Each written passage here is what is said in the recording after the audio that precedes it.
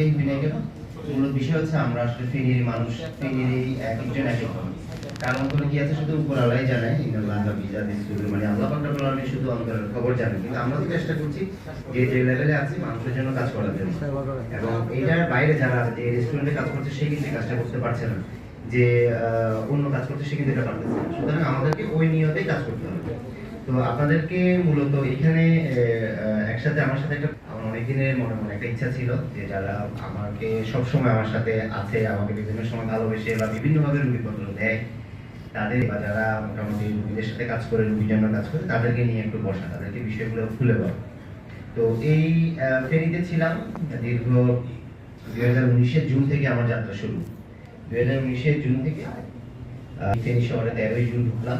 15ই June থেকে vital chamber শুরু করলাম। ভাইটাল 1-এ 6 মাস চেম্বার করলাম। 6 মাস মানে যাওয়ার পর শেফরনে একটা অফার পাওয়ার পর শেফরনে আমার চেম্বার শুরু করলাম জানুয়ারি 2020-এর থেকে।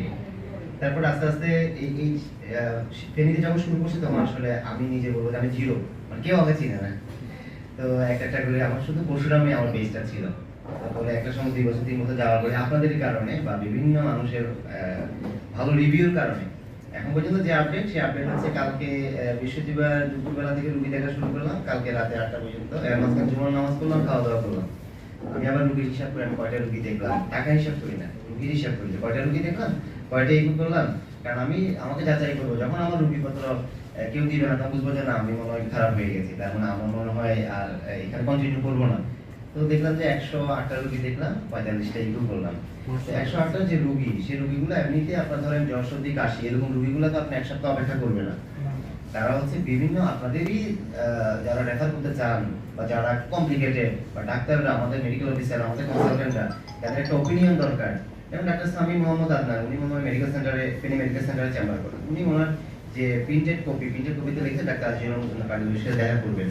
তো মেডিসিনের একটা জামালউদ্দিন ভাই, অনেকে আমার কাছে শুধু ইকোর জন্য পাঠান, তো কেউ ইকোর জন্য পাঠায়, কেউ একটা রুগী হিসাবে, আপনারা তো আছেনই। তো ওভারঅল আপনাদের এই ভালোবাসার কারণে মূলত আমার এখানে আপনাদের সাথে বসা, অন্তত পক্ষে আপনাদেরকে একটা সময় একটু পারলো, আমার ভালো লাগতেছে, এইটাই হচ্ছে আমার সবচেয়ে বড় পাওয়া। যারা আমরা এখন পর্যন্ত প্রায় 25 থেকে 30 জন চলে আসছে, তো বাকি আরো আমাদের এখানে আমরা 30 জনের মতো আছে, আর মনে হয় 20 থেকে 25 জন বাকি আছে, ওনারাও চলে আসবেন। আপনারা বললে আমি মেইন জিনিসগুলো বলার জন্য যাবো, আর না হলে আরো 10-15 মিনিট একটু অপেক্ষা করবো, যেটা আপনারা বলেন সেভাবে করতে হবে। ঠিক আছে, শুরু করুন।